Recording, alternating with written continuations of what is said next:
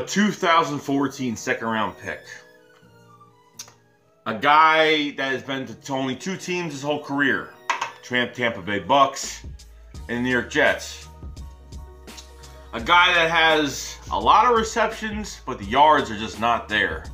I think it was like 52 receptions, 357 yards as a tight end. And this man's name is Seferian-Jenkins. A guy that did all right, you know, at Tampa Bay, had some down years here and there, but, you know, came to the Jets and, you know, was brought in there for that veteran presence. Was brought in there for, you know, because the tight end spot for the Jets has been horrible for a long time. They haven't found a good tight end since, I don't even know who the all-time Jets tight end was on the Jets when they were good at one point, at least with the Mark Sanchez days with the 2 AFC championships. So a lot of receptions. This guy gets a lot of receptions, which means this guy gets open. Just either the quarterback doesn't throw it in the right spot, or a lot goes into it. But this is another scenario for us because I have a feeling that Trey Burton's not going to be on the team, even though he said that their sources are wrong. You know, I don't think Trey Burton's going to be here, and I don't think Brent Selleck is going to be here. So what I can see right now is that Austin Seferian-Jenkins is a free agent to be, and, you know, I think the Jets aren't going to sign him. I think they're going to part ways because they got over $70 million cap space. They're going to get their quarterback. They're going to get, they could definitely get a running back. So there's no room for Seferian-Jenkins, and I don't think they think highly of him. And, you know, he's not a bad player. He's a big body receiver. You know, I think he's like 6'6". I forgot what he is. He's pretty damn tall. Big body.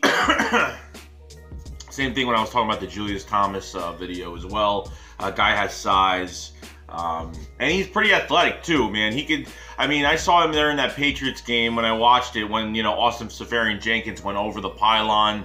You know, he was a runner going over the pylon and fumbled the ball after he went over the goal line, and they called it a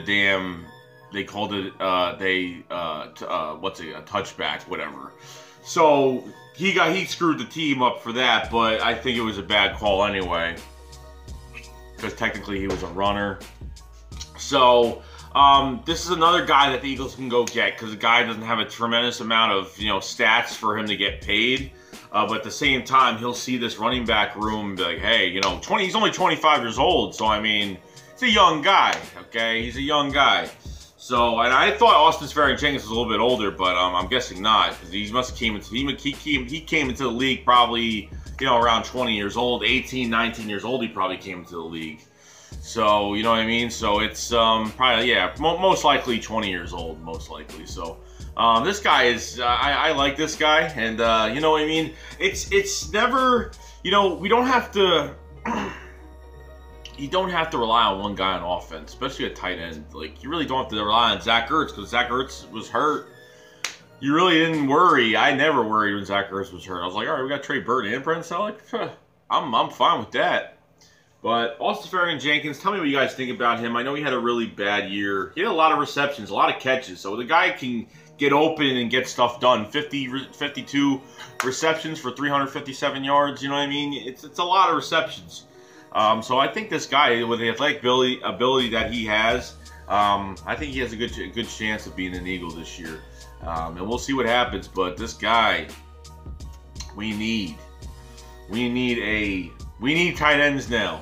We went from just having, you know, a trio of really good tight ends to absolutely none now, with just Zach Ertz standing alone. For the offense that Doug wants to run, you got to have 2 tight end sets. So that's all I got to say about Austin Seferian-Jenkins. Tell me what you want. Tell me, you know, if you want him, if you don't want him. What do you think of him? Do you think he could, you know, literally revive his career in, you know, Philadelphia, and you know, get a good season going? So that's all I want to say. So Shake Squad off 5 goes 5. Peace. For your bitch, get a bag from it, then I never call her.